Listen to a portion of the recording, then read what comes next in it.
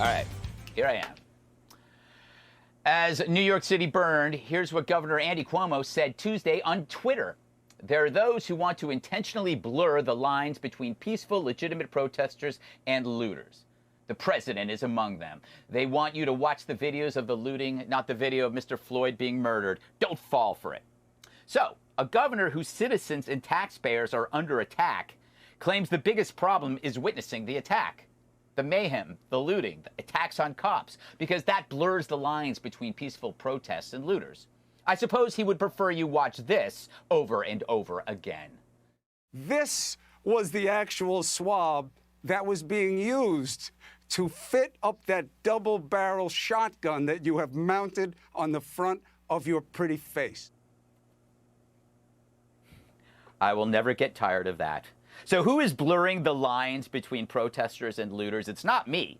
It's people like him, because every time you mention the rioters, they accuse you of smearing protesters. We do understand the difference. Does he? Do you remember when you condemned actions of jihadists and suddenly they accused you of Islamophobia? That when you criticized beheadings, that was the same as calling all Muslims extremists? That idiotic response revealed who does the blurring. And it's that blurring that hurts the protest movement. But by exposing the violent mob, you protect the future of legitimate protest. Not doing it forever links it to destruction and death, while saying or implying that black grievance only matters if it's expressed violently. That's nuts. If that's what you're saying, Andy, you're the one sowing discord. You're the one who left us hanging, sacrificing citizens to the mob just so we don't any of your precious lines. Lauren, to go back to in the A block, I wasn't aware of the victim's brother coming out and basically saying exactly the point. And the thing is, I think both sides of this debate agree that conflating protests and rioting is wrong. We just want both sides to identify them as different, and then we'd be happy. Or just go and pick up the bad guys so we can have a peaceful protest. Like, just go pick them up. I mean, Yeah. as I'm walking home from the studio, I see them just lollygagging in my neighborhood. And I just don't understand, why didn't they pick them up? I mean, Antifa just lurking in the street. But I do have a message because, you know, today is a day that we're reflecting on George Floyd and the memory that he had. And there's been a lot of talk about his past. And, you know, George Floyd was...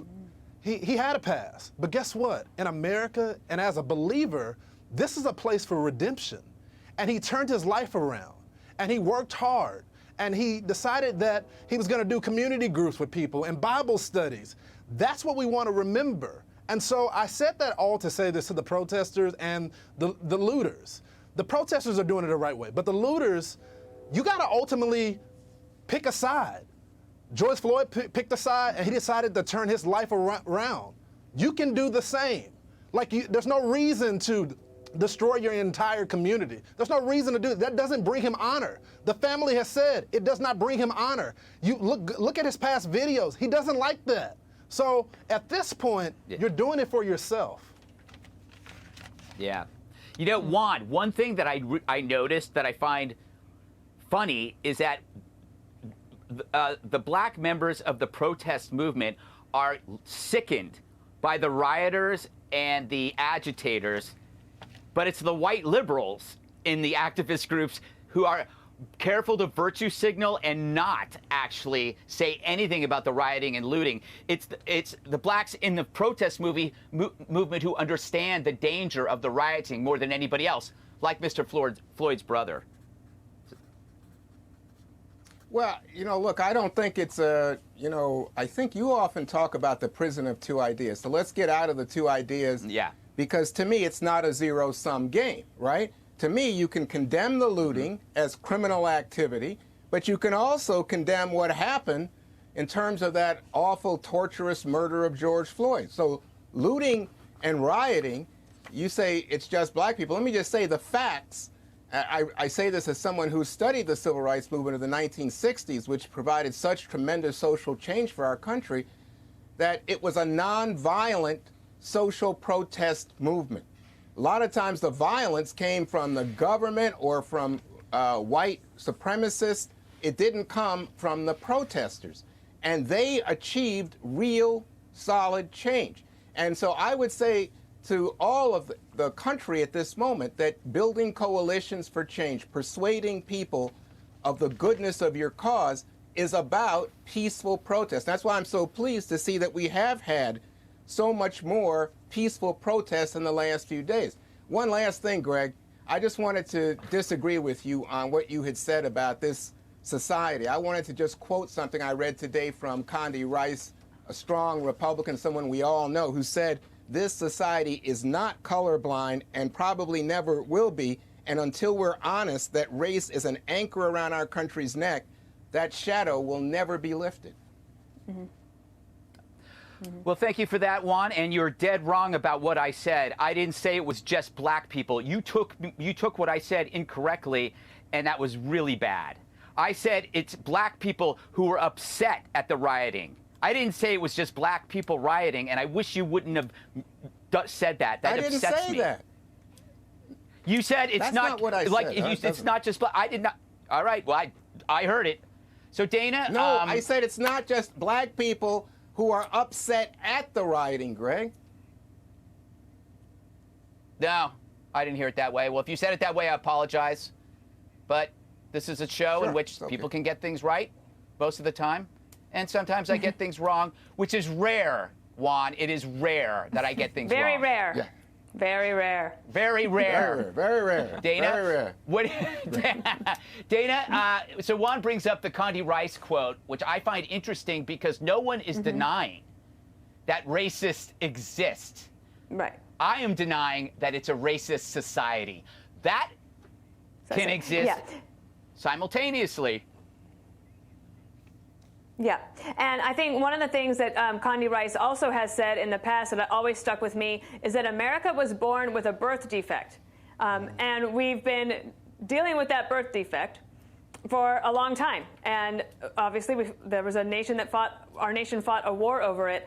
And I think what you're saying is also there is opportunity here for all of us to believe in the American ideal, because America is not a country where we are just sharing bloodlines.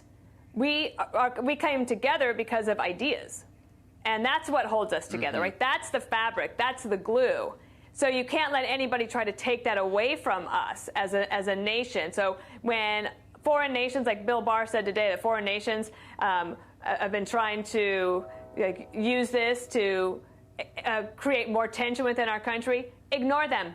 Do not worry about what other nations are thinking. And when it comes to Antifa, for example, Henry Rogers over at the Daily Caller called every single Democratic senator's office today and asked for some sort of condemnation. Got none.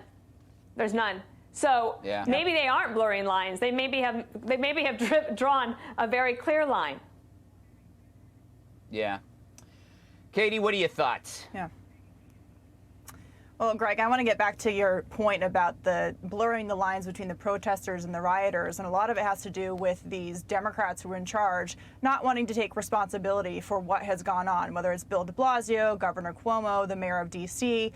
And also, when you blur those two lines, you actually do a disservice to the very people you say and claim that you are standing up for and protecting. So, for example, the black woman in the Bronx who lost her store to looters who said, "I'm black, my black life matters, and now my store, which I partially own and work for, has been destroyed, and the jobs of the people who work here have been destroyed." What about the black officers who have been killed as a result of these riots? And so there needs to be a distinction between the two for the sake of accountability and preventing the very communities that are impacted the most by this from being hurt further by a group that has completely hijacked the narrative and the cause on this. And if you want people to take this seriously, you want people to move forward with unity, you have to make the distinction so people know that the two groups are not mixed, or they're going to see them as one. And according to a lot of people on the ground, that's not what's happening here.